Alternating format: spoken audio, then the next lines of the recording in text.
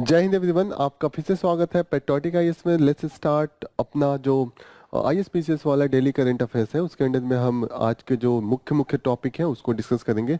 आज के मुख्य टॉपिक जो हमने सेलेक्ट किया है for the discussion, first topic है आधार से related. That government has said that कि इसको हम जो बर्थ डेट प्रूफ होता है वो हम इसको नहीं कंसीडर करेंगे। This this is just a identity proof. तो ये प्रीलिम्स मेंस के पर्सपेक्टिव से जीएस पेपर 2 के अंडर में आएगा। उसके बाद हमने देखा है कि लैप विंग ये एक तरीके का बर्ड होता है, इंडिया में नहीं पाया जाता है, नेटिव नहीं है, पहली बार इंडिया में देखा गया है, फर्स्ट टाइम इन इंडिया। तो ये प्रीलिम्स के पर्सपेक्टिव से इंपॉर्टेंट हो गया कि इस स्पीसीज का नेटिव प्लेस का है वो दिया हुआ है। फिर हम देखेंगे कि आर्मी का जो अपग्रेडेशन है अरुणाचल प्रदेश में क्या क्या है, थोड़ा सा उस पर नज़र डालेंगे इंटरनल सिक्योरिटी की दृष्टि से। तो ये मेंस के पर्सपेक्टिव से हो जाएगा। Then we will see that India और नेपाल के रिलेशनशिप में जो माओइस्ट का एंट्री हुआ था, कैसे हमारा परसेप्शन बदला था इंटरनल सिक्योरिटी के पर्पज से एज वेल एज वो इंटरनेशनल रिलेशन, दोनों के पर्सपेक्टिव से है, मेंस के लिए इम्पोर्टेंट है। Then we will study this genetic technology, how it could help. इसका बेसिक्स थोड़ा सा जानेंगे। तो बेसिक साइंस के लिए ज़्यादा इम्पोर्टेंट है और प्रीलिम्स के पर्सपेक्टिव से ज़्यादा। अल्ट्रेडियन ये जो रिदम होता है, सिस्टैडियन रिदम होता है। तो रिदम जो देखेंगे लाइफ जो हमारा बॉडी साइकिल होता है, प्रीलिम्स के पर्सपेक्टिव से बेसिक साइंस है ये। फिर हमें मेंस के पर्सपेक्टिव से देखेंगे कि जो मेरिटोक्रेसी है वो आर्टिफिशियल इंटेलिजेंस के आने से कैसे चेंज हुआ है। तो ये किस पर्सपेक्टिव से इंपॉर्टेंट है? मेंस के पर्सपेक्टिव से इंपॉर्टेंट है। आर्टिफिशियल इंटेलिजेंस का यूज भी देखेंगे थोड़ा सा। Then we will study this India UAE relation, a recap है, ऑलरेडी हम कंटिन्यूअस पढ़ रहे हैं, तो थोड़ा सा और इसमें से इम्प्रूवमेंट होगा, तो मेंस के पर्सपेक्टिव से हो जाएगा। Then we will study this IPCC. तो इसका यूएन का ये बॉडी है, ये जो भी डिफरेंट रिसोर्स ग्रुप होते हैं उनको इकट्ठा करके ये अपना रिपोर्ट देते हैं 6-7 साल में। तो देखते हैं कैसे इनका चलता है। और उसके बाद हम पढ़ेंगे सेनेगल में एक प्रोटेस्ट एरप्ट हो रहा है, तो इसका क्या इम्पैक्ट हो सकता है, तो थोड़ा सा वो देखेंगे। And in the last we will study this OpenAI ने वीडियो लाया है, वीडियो जनरेट करेगा, आप उससे कहेंगे कि please make the video on this topic, it will make the video on this topic. This is very interesting. इन सब आपको वीडियो भी अब हमें आके आपको पढ़ाना नहीं पड़ेगा, ये वीडियो बना के भी आप टाइप करेंगे इस पे एआई क्या है, एआई के ऊपर कि ये क्या है, आप पूछेंगे कुछ भी कि मैच बॉक्स कैसे बनता है, ये पूरा वीडियो बना देंगे, तो टीचर्स की जरूरत ही नहीं पड़ेगी धीरे धीरे। That's good. Okay, so let's start with the first news. तो फ्रंट पेज से स्टार्ट करते हैं। फ्रंट पेज पे कोई ओके, सो दोनों न्यूज़ पॉलिटिकल है। यहाँ पे प्राइम मिनिस्टर मोदी जी ने कहा है कि हमें थर्ड टाइम लाइए, ये बहुत इंपॉर्टेंट है, क्रूशियल है, तो प्लीज़ हमको और ज़्यादा ही वोट दिलाइए इस बार। अब की बार 400 पार का नारा दिया है। यहाँ पे राहुल गांधी कह रहे हैं BJP policy is a double blow to the UP youth. तो दोनों लोगों का पॉलिटिकल है, कुछ इंपॉर्टेंट नहीं है तो हम नहीं देखेंगे। आधार के बारे में एक चेंज आया है कि इसको हम कह रहे हैं कि अब हम इसको डेट ऑफ बर्थ का प्रूफ नहीं लेंगे। तो बर्थ प्रूफ नहीं लेंगे तो क्यों, इससे दिक्कत है कि जो हम डिफरेंट स्कीम आधार लेके देते थे उसका वैल्यू नहीं रहेगा, तो लोगों को दिक्कत होगा। तो इन्होंने कहा कि अभी डिसरप्शन ना हो, तो यस, जो एजेंसीज हैं वो एक्स्ट्रा डेटा, एक्स्ट्रा सर्टिफिकेट मांग के वेरीफाई करके कर सकते हैं आधार को। लेकिन इन्होंने क्लियर कट में कहा है कि this is not proof, this is just proof of identity, not the citizen of the date of birth. तो प्लीज याद रखिएगा, अगर क्वेश्चन आता है कि ये डेट ऑफ बर्थ है, सिटीजन का है, नहीं है। प्रूफ के लिए इन्होंने कहा है कि आप डॉक्यूमेंट्स जैसे कि दे सकते हैं कि अपना क्लास 10 का सर्टिफिकेट हो या बोर्ड सर्टिफिकेट हो, तो ये सबको आप ला के उसको कोलेबोरेट कर सकते हैं तो होगा। तो ये सब चीज़ें यहाँ पे दी हुई है। यूक्रेन में वॉर जो रशिया है अवदिवका, ये इसमें पहुंच गए। ये डोनेस्टिक रीजन है, domestic region please remember. Little Lhasa किसको कहते हैं? धर्मशाला को, ठीक है ना। मैक्लोजगंज धर्मशाला का है हिमाचल प्रदेश में। यहाँ पे जो बुद्धिस्ट लोग आए थे चाइना से और तिब्बत से, उनको यहाँ पे रखा गया, ठीक है। और एनीथिंग एल्स? यस यस, ये इंपॉर्टेंट है प्रीलिम्स के पर्सपेक्टिव से। लैप विंग, ये स्पोर विंग लैप विंग है। ये जो नेटिव है north Africa, middle east and Mediterranean reason के, तो इनको अभी कहाँ देखा गया है, वारंगल में देखा गया है। वारंगल कहाँ पे, तेलंगाना में। तो एक बार मैं मैप में दिखा देता हूँ। ये नहीं है लेकिन इसी का एक रिवर लैपविंग है, वो यहाँ की पे पाई जाती है कॉमनली, ये लेकिन पहली बार देखी गई है। तो ये काफी सुंदर चिड़िया है, एक बार दिखाता हूँ मैं। दिस बोर्ड लुक, ये है स्पोर्ड विंग, इसीलिए इसको स्पोर्ड विंग कहा जाता है, यूनिक है। और इसको ये प्रीडेटर से भी बचाती है। वारंगल कहाँ पे है? यहाँ पे लेक में पाया गया है। ये वारंगल है, इधर आंध्रा है, फिर इधर बे ऑफ बंगाल है। तो प्लीज रिमेम्बर ये वाला एरिया में ये पाए गए हैं। इधर कई लेक हैं, उन लेक्स में पाए गए हैं। नेक्स्ट इंपॉर्टेंट न्यूज जो हमारे लिए रेलिवेंट है, काफी इंपॉर्टेंट है, ये जो मेडाराम जातरा है वो एशिया का लार्जेस्ट ट्राइबल फेस्टिवल बन गया है। तो प्लीज रिमेम्बर, और इसमें बड़ा यूनिक है कि ये जो गुड़ है जैगरी, उसको अपने वेट के बराबर ये लोग ऑफर करते हैं डिटीज को जाके। जो वहाँ की डिटीज हैं समक्का एंड सरलम्मा। तो ये याद रखिएगा कि ये गुड़ वाला चीज याद रखिएगा, और ये आपको देख के तो याद ही रहेगा क्योंकि आपको भी ये ऑफर करने का मन कर रहा होगा और खाने का भी। Okay, next important news, yes, ये है शालीमार बाग, शालीमार गार्डन किसने बनवाया था? जहांगीर, जो हमारे सलीम थे, वो मुगल आजम देखा है ना, सलीम और अनारकली, तो उन्होंने ही ये बनवाया था श्रीनगर में 1619 में। तो याद रखिएगा, ये डल लेक से कनेक्टेड है, खूबसूरत है। तो please remember. Next important news है, army upgraded fire power in the stone Arunachal near the LAC. तो कौन सा? चिनुक हैवी लिफ्ट हेलीकॉप्टर का यूज कर रहे हैं, और M777 हॉबिट। ये जो है ये क्या है? ये एक गन है, आर्टिलरी गन, ठीक है ना। तो प्लीज रिमेम्बर, ये आर्टिलरी गन है, क्वेश्चन पूछ सकते हैं यूपीएससी में। चिनुक एक लोकल विंड है यूएसए में, और यूएसए ही सप्लाई करता है हमको ये। तो अभी तक जिसने हमने देखे उसके आधार पे थोड़े से एक क्वेश्चन देख लेते हैं, जो अभी 2-3 क्वेश्चन हमने देखे हैं। तो let's see some of the questions. पहला क्वेश्चन आधार से रिलेटेड है, please solve it. Consider following identification number issued, या consider following statement with regard to Aadhaar. It is 14 digit unique identification number issued by the unique identification authority of India. Second, it's so by the full proof, it is the full, okay, full है, full proof date of birth for the individual based on the biometric and demographic data. So what is the correct? पहली बात कि ये तो 12 digit है, तो ये गलत हो गया। ये तो अभी पढ़ा है कि फुल प्रूफ नहीं है, सिटीजनशिप भी नहीं है, तो नाइदर 1 नाइदर 2 हो गया, ठीक है ना। तो D will be the correct answer. Next question, 1 second, yes, please answer this. Consider following statements with reference to the radio-collared wildlife elephant. It refers to the elephant in the wild that has been fitted with a collar equipped with the radio transmitter. Okay, this collar allows the Researcher and Wildlife Authority to track the elephant's movement, behavior, and habitat.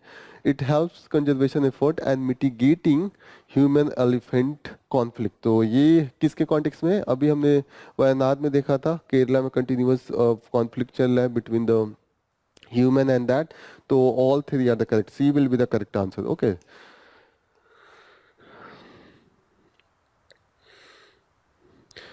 Next question, consider following region of the world, north Africa, west Asia, Mediterranean region, India. How many of the above region are the native region of the spur winged lapwing bird? Okay, so हमने देखा north Africa तो था ही, middle east था, Mediterranean region था, तो only 3। ये तो इंडिया में तो नहीं है, पहली बार ही देखा है, तो how could be this. Next question देखते हैं विद रिस्पेक्ट टू दिस मेडाराम जात्रा। तो ये क्या है? Consider this Medaram Jata considered Asia's largest tribal festival where the devotees offer jaggery equivalent to their weight to the deities. Trace its origin from which of the following state? Telangana, Jammu and Kashmir, Andaman Nicobar, Manipur. Telangana, अभी हमने पढ़ा है। Next question, this is with respect to the, yes, Shalimar Bagh. So question is that Shalimar Bagh, a renowned Mughal garden built by the Mughal Emperor Jahangir, is situated in the Srinagar, Delhi, Agra, Lucknow. So the correct answer is this, A. Again, next question.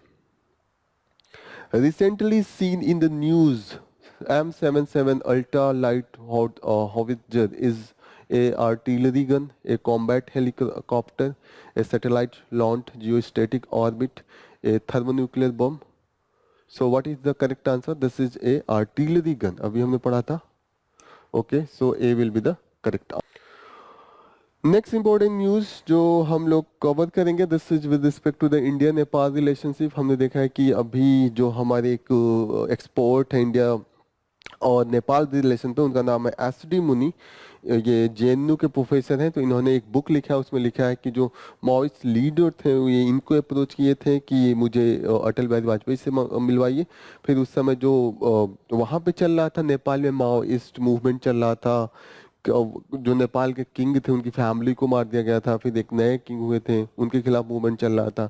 तो India का दुख था कि नहीं, ये Maoism हमारे लिए अच्छा नहीं है, चाइनीज सपोर्टेड है, तो कहीं ना कहीं हमारे लिए ये नहीं है. फिर इन लोगों ने कहा नहीं, हम इंडिया के लिए कोई भी ऐसा नहीं है कि हम डेंजर है इंडियन इंटरेस्ट के लिए. तो हमने, इंडिया ने बोला था कि प्लीज लिख के दीजिए. तो ये हमारा कुछ रुख उसके बाद सही हुआ था, हमने उन पे कुछ माइल्ड डाउन किया था. तो उसके बाद जो माओइस्ट को हमने इंटीग्रेट भी करवाया था 2006 में. हमने देखा था कि कॉन्स्टिट्यूशन एंड पार्लियामेंट सब धीरे धीरे आया था, यहाँ पे कॉन्स्टिट्यूशन स्टार्ट हो गया था बनना. तो ये था कि integration of Maoism is initiation, this is the prime minister Atal Bihari Vajpayee थे, उनके टाइम में स्टार्ट हुआ था. उस समय जो हमारे सेक्रेटरी थे प्राइम मिनिस्टर के, वो थे ब्रजेश मिश्रा थे. तो दिस इज ऑल अबाउट. और अभी देखते हैं कि यहाँ पे लिखा हुआ कि अभी के जो गवर्नमेंट है प्राइम मिनिस्टर मोदी, तो वो अभी कह रहे हैं कि नहीं, किंग गैनेन that monarchy and the Hinduism represent the two facet of the same coin. तो यहाँ पे कहीं ना कहीं हम कह रहे हैं कि किंगडम ही ज्यादा सही था इस बुक के अनुसार. I don't say anything. Okay. And Yogi Adityanath ने भी बोला है कि he is keen to get monarchy restored in the Nepal and sought his help. Okay. तो यहाँ पे भी ये है. तो हम देख रहे हैं कि अभी जो नेपाल में हमारी पॉलिसी थोड़ी सी चेंज है. Next important news is with respect to this, what our ancestor genomes can tell us about the modern health. Okay. तो हम कैसे यूज कर सकते हैं उसके बारे में है कि जो जेनेटिक टेक्नोलॉजी है वो उसका कहाँ कहाँ पे यूज हो सकता है. कि यहाँ पे है कि हम अपना जो एंसेस्ट्री है वहाँ से जो चीज़ें आ रही हैं उसको भी ट्रेस कर सकते हैं. यहाँ पे है कि yes we can get the genetic diversity, glimpse of genetic diversity, population dynamics in the ancient communities. कैसे जैसे बैक्टीरिया या कोई भी चीज़ें चेंज हुई हैं हमारे अंदर, उसका क्या इम्पैक्ट रहा है, एंड एडाप्टेशन कैसे हमारी जनरेशन ने, जो पास्ट जनरेशन ने था, वो कैसे किया, ये सब यहाँ पे हम जान सकते हैं. Genetic technology have the given resource way to the understand the pathogen that has spread in the distant past and trace its origin in evolutionary trajectory. तो ये सब है जो हमने अभी बताया कि यस हम देख सकते हैं कि कैसे कैसे हमारा इवोल्यूशनरी टेंडेंसी रहा है डिजीज का, पैथोजन का, वो सब हम देख सकते हैं. Gene disease that may have affected the ancient human. Okay, many of the chromosomal abnormalities है वो भी हम जीन के जो चेंज होने पे होता है उसका भी हम अभी काफ़ी अच्छे से जीन टेक्नोलॉजी का यूज करके कर रहे हैं. जैसे इन्होंने कहा कि डाउन सिंड्रोम है, ये क्यों होता है, एक्स्ट्रा क्रोमोसोम 21 पे आ जाता है. जैसे टोटल क्रोमोसोम कितने होते हैं, जो बेसिक्स पार्ट है वो डीएनए है. डीएनए किससे बना है, न्यूक्लियोटाइड से, और न्यूक्लियोटाइड्स भी चार केमिकल से मिलकर बने. अभी मैं उसको आपको शो करता हूँ. तो यहाँ पे क्रोमोसोम 21 पे आ जाता है. तो क्रोमोसोम क्या है, एक बार मैं बेसिक्स दिखा देता हूँ तब आपको क्लियरिटी होगी. पिक्चर देख के आप थोड़ा सा क्लियर होंगे. Give me 2 second. यस, ये डीएनए है, क्रोमोसोम ये वाला पार्ट है. देखिए जैसे यहाँ पे ये सबसे छोटा पार्ट क्या है, सबसे छोटा पार्ट ये 4 केमिकल है, adenine, cytosine, thymine and guanine. ये 4 दिख रहे हैं आपको, इससे मिलके ये चारों मिला के न्यूक्लियोटाइड्स हैं. ये चारों, इनको कहा जाता है न्यूक्लियोटाइड्स. इनके 4 कंपोनेंट है, ये मिलके क्या बनाते हैं, जीन बनाते हैं. ये जीन्स है जहाँ पे कोडिंग होती है कि हमारे अंदर हमारा आँख कैसे होगा, हमारे हाथ कैसे होंगे, नाक, हर चीज़ का कोडिंग है इसमें होता है डीएनए में. और डीएनए मिलके क्या बनाता है, क्रोमोसोम। ये जैसे खूब बड़ा मैच बॉक्स है, उसमें फिर छोटे छोटे वाले बॉक्स हो गए, फिर हम उसमें से तिल्ली निकालते हैं, जलाते हैं तो तिल्ली का भी पार्ट होता है। तो सबसे बड़ा पार्ट जो मैच बॉक्स समझ लीजिए न्यूक्लियस, सेल हो गया, सेल का एक पार्ट न्यूक्लियस है, ठीक है। फिर ये सेल किससे बना होता है, क्रोमोसोम से। क्रोमोसोम्स कैसे बना होता है, डीएनए से। डीएनए कैसे बना होता है, न्यूक्लियोटाइड्स। और न्यूक्लियोटाइड्स कैसे बने होते हैं, ये 4 केमिकल है, adenine, cytosine, thymine and guanine. इनका ही हम रिसर्च करके हम चाह रहे हैं कि जो फ्यूचर हमारा, जो हमारा पास्ट रहा है, कैसे डिफरेंट इवोल्यूशन हुआ, ये जाने। और इसी से हम कई बीमारियां जानते हैं जो जेनेटिकल होती है। जैसे इन्होंने कहा कि क्रोमोसोम्स ह्यूमन में कितना होता है, 46 होता है, और वो पेयर में होता है। तो 36 मदर से आते हैं, 36 नहीं 23 मदर से आते हैं, टोटल 46 क्रोमोसोम है, 23 मदर से और 23 फादर से, ठीक है। और ये कैसे होगा, 1 2 3 4 पेयर में होगा 23 तक। अब 21 वाला जो क्रोमोसोम है ना, वहां पे एक्स्ट्रा आ जाएगा, ठीक है। एक्स्ट्रा 2 होना चाहिए, यहाँ पे हर जगह 2 होता है। अब यहाँ पे एक और आ गया, तो 21st नंबर वाला है। प्लीज रिमेंबर दैट कि दिस डाउन सिंड्रोम का है, क्रोमोसोम 21 पे एक्स्ट्रा आएगा।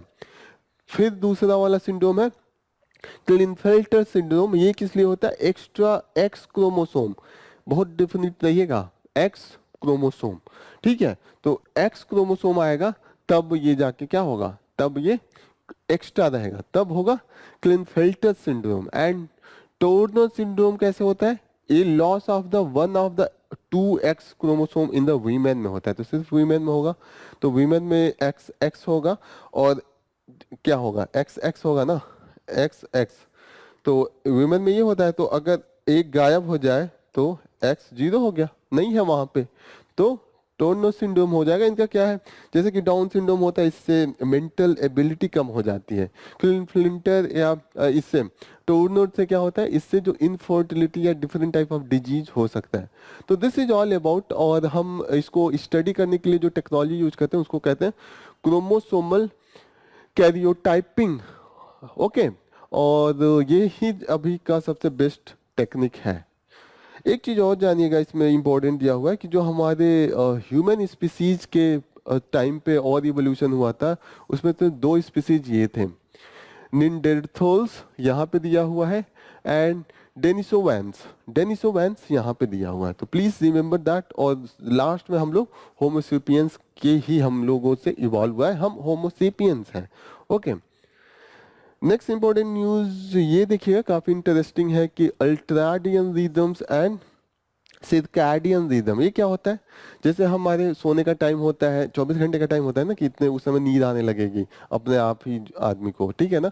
खाने का टाइम होगा, भूख लगेगा, तो ये साइकिल होता है, उसी को कहते हैं कि सिरकैडियन रिदम। उस और अल्ट्राडियन रिदम क्या होता है, जैसे कि और बेसिक्स में जाए, जैसे ये 24 घंटे का ड्यूरेशन होता है, 24 घंटे बाद बिजली स्टार्ट होता है। 24 घंटे में जनरली आदमी एक ही बस होता है, ठीक है, कोई कोई 3 बार 4 बस होता है, that is different thing, but yes normally हम लोग एक ही बस होते हैं, एक, ठीक है।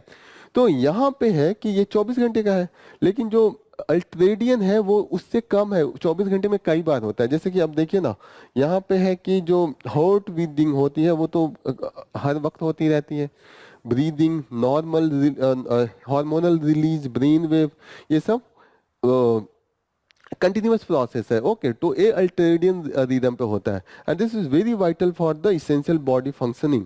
और जैसे हम होता है ना, सोते वक्त अगर आई बॉल देखते हैं कि कई लोग घूमता रहता है, तो उस समय ड्रीम आदमी, इंडिविजुअल ड्रीम होता है। और जब ये आई बॉल नहीं घूमता है, उसको कहते हैं कि non rapid eye movement. Rapid eye movement and non rapid eye movement है। नॉन रैपिड में हमारा क्या होता है, मेटाबॉलिज्म जो होता है, ये सब चीजें कंसोलिडेट होती हैं। तो this is all about, you should know that circadian rhythm and this, what is this ultradian rhythm. इस पे क्वेश्चन है, please solve this. Consider following statement. They are natural internal process that regulate the sleep-wake cycle. They physiological and behavioral, the वहाँ पे होगा, changes occur roughly every 20 hours, okay. These rhythms are driven by the body internal clock, which is synchronized with the external use such as the light and darkness. Fourth, it influences the hormone production, body temperature, metabolism, and cognitive performance. And disruption to it can lead to the sleep disorder, mood disturbance, and other health problems. So, how many of them are the correct? Only two, only three, only four, all the five. The correct answer for this question is the D. All the five are the correct. Okay. So you can answer this.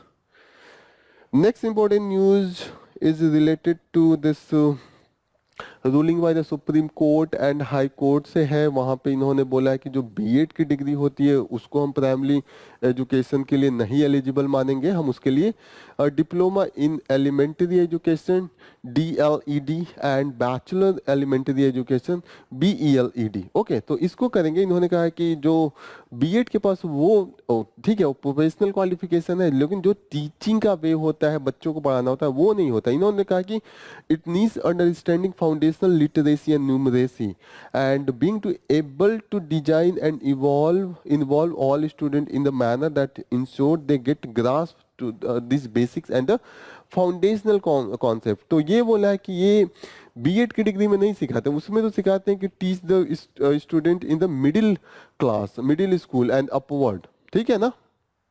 तो ऐसा नहीं है कि अब class छोटे बच्चों को करना है, ये तो क्लास 6 से एबव को बताएंगे। तो दैट्स वाई अभी इन्होंने कहा कि राइट टू एजुकेशन में भी बोला है कि सिर्फ प्रोफेशनल क्वालिफिकेशन नहीं चाहिए, एप्रोप्रिएट क्वालिफिकेशन टू टीच भी होना चाहिए।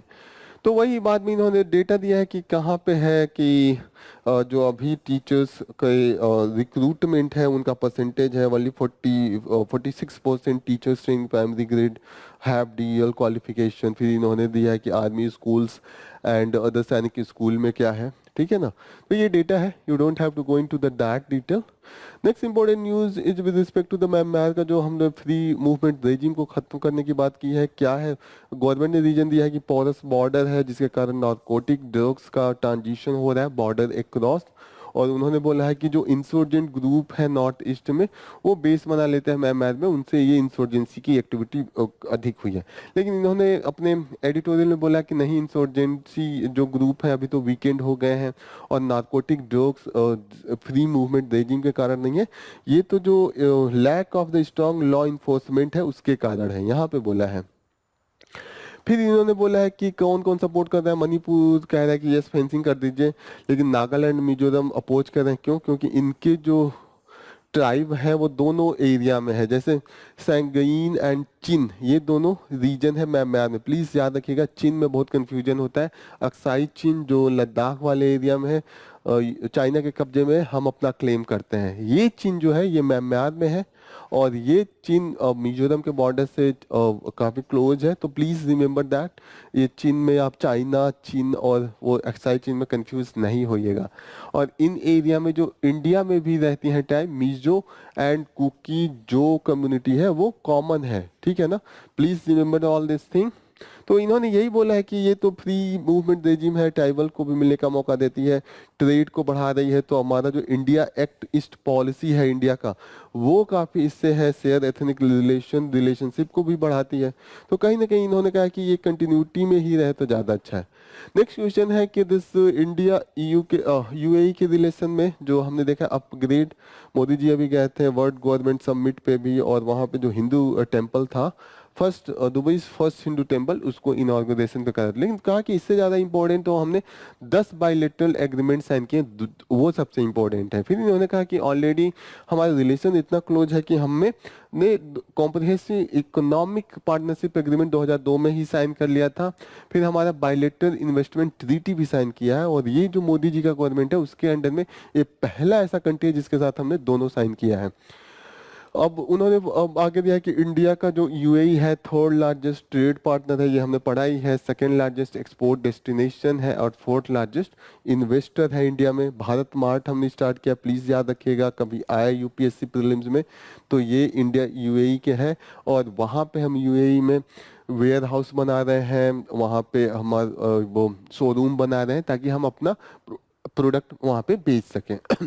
और भी एरिया में है, जैसे इन्होंने बोला कि डिजिटल इंफ्रास्ट्रक्चर, इन सब एरिया में, एनर्जी स्टोरेज, सब एरिया में हमने कुछ ना कुछ डील किया है। सबसे इंपॉर्टेंट है India Middle East economic corridor है, इसको हम यूरोप तक लेके जाएंगे, very important. 2004 will be the cooperation with the BRICS framework, और यूएई अब मेंबर भी हो गया है, तो ये भी याद रखिएगा, ये अभी तक नहीं था, ये आज नया आया है, ठीक है ना। तो इन्होंने बोला कि ये जो हमारे बीच में रिलेशन है ये सेंचुरी ओल्ड है। डायस्पोरा के बीच में हमारे जो मैरीटाइम था वो था, डायस्पोरा का रेमिटेंस का देखिए कितना 18% है। यूएई इतना छोटा कंट्री, 18% अगर 100 रुपये पूरे वर्ल्ड से हमारे पास आता है, जो एनआरआई हमारे जाते हैं वहाँ जॉब करते हैं, पैसा भेजते हैं, उसमें से 100 में 18 रुपये यूएई से अकेले आता है। तो ये शो करता है कि कितना इंपॉर्टेंस है। यूएई का है कि वो थियोक्रेटिक मोनार्क रहा है, लेकिन अभी वो डेमोक्रेटाइज कर रहा है अपने गवर्नेंस को। लेकिन इंडिया के साथ एक उसका कॉन्सर्न रहा है कि इंडिया में जो मेजोरिटेरियन एंड सेक्टेरियन फोर्स जो इंक्रीज कर रहे हैं, उसके लिए थोड़ा सा वहाँ पे इश्यू रहता है, वो लोग थोड़ा सा क्रिटिसाइज करते हैं। ये इस एडिटोरियल में बोला गया है। इस आर्टिकल में लिखा गया है कि recalibrating merit in the age of artificial intelligence. तो इन्होंने यहाँ पे देखा है कि ट्रेडिशनली मेरिटोक्रेसी को एक तरीके से क्रिटिसाइज भी किया गया, सपोर्ट भी किया गया। क्रिटिसिज्म में ये है कि ये इनइक्वालिटी लाता है। तो यही फर्दर ये बोल रहे हैं कि ये जो आर्टिफिशियल इंटेलिजेंस है वो कैसे कैसे अब चेंज कर देगा। मेरिटोक्रेसी होता था ना कि अभी हम जो नॉर्मल कहते थे कि इंफॉर्मेशन है, जिसके पास डिग्री है, जिसके पास स्किल है, मेरिट देख के हम कुछ भी कराते थे। तो मेरिट पे एक प्रेफरेंस होता था, उसी के अनुसार पे क्लास ग्रेड होता था। इन्होंने कहा एआई तो हटा देगा अब ये सब, क्योंकि अब आपको इंफॉर्मेशन क्या, ये सब इंफॉर्मेशन यही देगा। आप क्वेश्चन बोलेंगे आंसर देगा, डिसीजन मेकिंग ये करेगा। तो कहीं ना कहीं ये कैपेबल है, तो कहीं ना कहीं ये जो नेचुरल अभी तक ट्रेडिशनल था उसको तो इम्पैक्ट कर देगा। फिर इन्होंने कहा कि कौन इसको ज्यादा स्ट्रांग होगा, जिसके पास टेक्नोलॉजी होगी। अब टेक्नोलॉजी जिसके पास होगी वो ज्यादा मेरिटोक्रेसी अपना दिखा सकता है, ठीक है। फिर इन्होंने बोला कि यह system trend on the historical data. जो हम एआई को ट्रेन कर रहे थे उसको खूब डेटा दिए, कहें कि ऐसे ऐसे डिसीजन लिया गया है, वही सीखो तुम, वो डेटा से सीखा है। अब जो हिस्टोरिकल डेटा वो बायस है, जो हमने उसको फीड किया है, तो वो अब बायस ही डिसीजन लेगा ना। जैसे अब पहले था कि एक किसी का उसको जॉब में नहीं जाने दिया जाता था या एजुकेशन में नहीं जाने दिया जाता था, टेक एग्जाम्पल। तो अब ये एआई भी तो यही देगा, जब वो देखेगा कि ये कास्ट उसका करेगा गुड़ा भाग, तो वो उसी अनुसार लेगा। तो इन्होंने कहा कि जो अभी अफर्मेटिव एक्शन अभी जो हमें कर रहे हैं वो तो अभी रिसेंट है ना, वो एआई के डेटा में कम जा रहा है, तो उस पे उसको कैसे किया जाए, ये एक इशू है मेरिटोक्रेसी वाले में। फिर इन्होंने कहा गया है कि अभी रिसर्च हुआ है तो जो एआई है वो पहले बता दे रहा है। जैसे कि पैनक्रेटिक कैंसर का केस था, और उसमें देखा गया है कि जो रेडियोलॉजिस्ट लोग जो मेडिकल एक्सपर्ट होते हैं उनके पहले एआई ने 3 साल पहले ही बता दिया, उसको 3 साल बाद वो पकड़ते हैं। तो अब इनकी क्या जरूरत हो गई। तो कहीं ना कहीं जैसे पहले कंप्यूटर आया या ये सब चीज आई तो लगे कि अरे सारे जॉब जाएंगे, ये तो जो हायर वो स्किल्स वाले हैं, एक्सपोर्ट वाले, वो रह जाएंगे। लेकिन यहाँ तो लग रहा है कि वही हाई वेज वाले को ये अटैक कर रहे हैं जो मिडिल में भी हैं, ठीक है। तो वही ये बोल रहे हैं कि AI would push the workforce toward the either high skill high wage और the low skill low wage, ठीक है ना। तो यहाँ पे थोड़ा सा एक इक्वेशन चेंज होगा। Opaque nature of AI algorithm coupled with the concentration of power in the few tech giant, जैसे गूगल बना रहा है, ओपन एआई है, ये लोग हैं, इनके पास ये टेक्नोलॉजी है, सारा डेटा इनके पास है। तो कहीं ना कहीं ये अब मेरिटोक्रेसी को डिफाइन करेंगे, यही दिया हुआ है इसमें।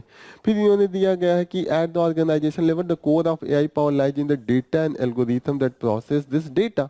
तो अब जो डेटा प्रोसेस करवा रहा है वो तो करेगा ना, इस हिस्टोरिकल पीरियड का करो, ये वाला डेटा प्रोसेस करो, तो एआई वही लेगा। अब हम उसको केवल यूएस के बारे में का डेटा दे दें तो वो जो डिसीजन लेगा यूएस के पर्सपेक्टिव से लेगा ना। तो यहाँ पे भी ये चैलेंजिंग है कि this data hegemony means this entity can set standard for the what constitute the merits. तो ये सब चीजें हैं, तो यहाँ पे चैलेंज है मेरिटोक्रेसी को लेके, ये यहाँ पे बताया गया है। नेक्स्ट इंपॉर्टेंट न्यूज जो है आईपीसीसी का रिपोर्ट आता है, उसको लेके है। पहले तो जानिए बेसिक्स आईपीसीसी क्या है। This is the inter governmental panel on the climate change, और ये क्या करता है कि डिफरेंट जो रिसोर्स होते हैं उनका डेटा इकट्ठा करता है, उन्हें प्रोसेस करता है, उसको अरेंज करता है, फिर ये अपना रिपोर्ट निकालता है कि यस क्या हालत है, टेम्परेचर कितना बढ़ रहा है, कौन सी कंट्री कितना मेजर लिया है। ये खुद का रिसर्च नहीं करता है, प्लीज याद रखिएगा, और ये यूएन का पार्ट है, ठीक है ना। तो ये आपको याद रखना है। दूसरी चीज आपको एक इम्पॉर्टेंट चीज याद रखनी है कि ग्लोबल स्टॉक टेक क्या है, जीएसटी, ये गुड्स एंड सर्विस टैक्स नहीं है, ग्लोबल स्टॉक टेक है। This is the what is this, this assess the world progress toward the goal of the Paris agreement. तो पेरिस एग्रीमेंट में हमने different गोल बनाया है ना कि ये हम इतना रिन्यूएबल एनर्जी कट करेंगे, इतना हम जो फैक्ट्रीज हैं उनसे जो पोल्यूशन निकल रहे थे उनको ट्रीट करेंगे, गैसेस का क्या करेंगे, कितना भी करके हम जो हमारा टेम्परेचर बढ़ रहा है वो प्री इंडस्ट्रियल एरा से सिर्फ 2 ही डिग्री बढ़े, उससे ज्यादा नहीं बढ़े। हम बढ़ने के कुछ से तो नहीं रोक पाएंगे, लेकिन वो लग रहा है कि बहुत ज्यादा बढ़ेगा, 4 डिग्री 5 डिग्री, तो सब कुछ एकदम जैसे जो क्लाइमेट इम्पैक्ट है वो बहुत हाथ हो जाएगा। तो इसीलिए इन्होंने कहा है कि नहीं, हम 2 डिग्री और कोशिश करेंगे 1.5 डिग्री तक ही लाए। तो ये जो ग्लोबल स्टॉक टेक है वो ये सब एनालिसिस करता है कि हाँ, अगर आपने कहा कि 30% आप रिन्यूएबल एनर्जी कर देंगे तो करा कि नहीं करा। आपने कहा कि CO2 को जो फॉरेस्ट बढ़ा के उसका जो कंजर्वेशन है, CO2 को जो इमिशन एंड जो फॉरेस्ट का कंजो वो एब्जॉर्ब करने का कैपेसिटी है वो बढ़ा देंगे। फॉरेस्ट लगाए कि नहीं बन रहा है वो ग्लोबल स्टॉक टेक के द्वारा होगा। वो एवरी 5 ईयर्स में गवर्नमेंट ये अपनी अपना लोग ये देंगे कि यस हमने ये किया है। And this GST is a mechanism to measure the collective progress, identify gap and chart better course for the climate action. की 5 साल बाद ये फिर कहेंगे अच्छा ये गलती हो गया, ये वाली चीजें फिर सुधार करनी है, तो फिर इम्प्लीमेंट करेंगे। तो इन्होंने बोला है कि अभी IPCC का जो रिपोर्ट आया है 6/7 आने वाला है, 6 साल में आता है, तो GST भी 2028 में होने वाला है। तो इन्होंने कहा है कि पहले ही मिल जाए तो ज़्यादा अच्छा है, क्योंकि GST फर्स्ट तो अभी लास्ट ईयर इसका 28 जो सेशन था COP का हमने दुबई में देखा था, तो उसमें ऑलरेडी हमने GST दे दिया। तो GST का यहाँ पे मतलब कुछ हो रहा है, प्लीज़ ध्यान रखिएगा।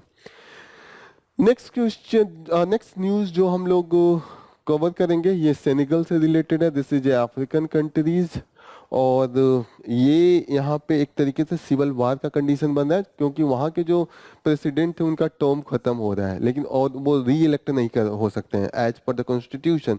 ये कह रहे हैं कि नहीं ऐसा नहीं होगा, हम एक बार और हो सकते हैं। डाकार जो है वो सेनेगल का एक रीजन है जहाँ पे थोड़ा सा सिविल वार का कंडीशन चल रहा है। अपोजिशन लीडर को जेल में इम्प्रीजन कर दिया है, तो ये सब चीज़ें हैं। तो अफ्रीका में हम देखते हैं कि कहीं ना कहीं, और किस ग्राउंड पर उनको इम्प्रीजन किया, ए trial for the immoral behaviour against A women. Okay, तो अब वो अपोजिशन कह रहा है नहीं झूठा आरोप है, वो अब लड़ रहे हैं। तो एक कंडीशन है कि कू का जो होता है ना मिलिट्री डिक्टेटरशिप, ऑलरेडी यहाँ पे बुर्किना फासो, माली, नाइजर में है, और यस कोर्स अगर ऐसा रहा तो यहाँ पे भी हो सकता है। तो हमने 2020 के बाद देखा है कि जो मिलिट्री डिक्टेटरशिप है अफ्रीका में काफ़ी इंक्रीज हुआ है। यूपीएससी ने क्वेश्चन भी पूछा, ये इंक्रीज हो रहा था लास्ट ईयर, इसी साल का क्वेश्चन है कि in the recent year Chad, Guinea, Mali, Sudan caught the international attention for which of the following region common to all of them: discovery of rich deposit of the rare earth element, establishment of Chinese military base, southward expansion of the Sahara Desert, successful coup. So D is the correct answer. तो please आप, इसीलिए मैं कहता हूँ ये सब चीजें ध्यान रखिए, ग्लोबल स्टेज पे क्या हो रहा है, you should be careful. Next important question है कि ओपन AI ने अब न्यू वीडियो जनरेटर को लाया है। अब न्यू वीडियो जनरेटर आएगा तो अब आप बोलेंगे कि चाय कैसे बनता है, तो वो वीडियो बना के दिखा देगा कि ये एक ऐसे बनता है। किसी चीज़ का वीडियो, वो आपको कुछ पढ़ना भी है तो आप बोलिए, वो वीडियो बना के दे देगा, तो दैट्स बिकम इजी। तो ये कहीं ना कहीं हमारा जो ह्यूमन का है वो रोल कम हो रहा है, और कहीं ना कहीं ये बेटर है कि हम अगर इसका यस, लेकिन जॉब का थ्रेट है। अब यू विल नॉट, मेरे जैसे लोग जो पढ़ा रहे हैं, if you will study by making the video, so yes job जाने की चांस है। जैसे यहाँ पे बोला कि क्या होता है सोरा, उस टेक्नोलॉजी का नाम है सोरा, जिसने जो एआई आया है आर्टिफिशियल इंटेलिजेंस, इसका मतलब होता है इसका इन द जापानीज वर्क, और इसके पास लिमिटलेस कैपेसिटी है। जैसे हमने देखा था ना चैट जीपीटी अभी आया था, आप उससे क्वेश्चन पूछो वो बता देता था। अब इसमें आप टेक्स्ट की भी कीजिएगा तो वो वीडियो बना के, इमेज बना के बता देगा, इमेज भी क्रिएट करेगा, वीडियो भी बना देगा। तो this is all about for the today's news. आज आपके इसके बारे में इतना ही है मेन। तो here we will conclude this session. Thank you for joining the session. All the best. जय हिंद।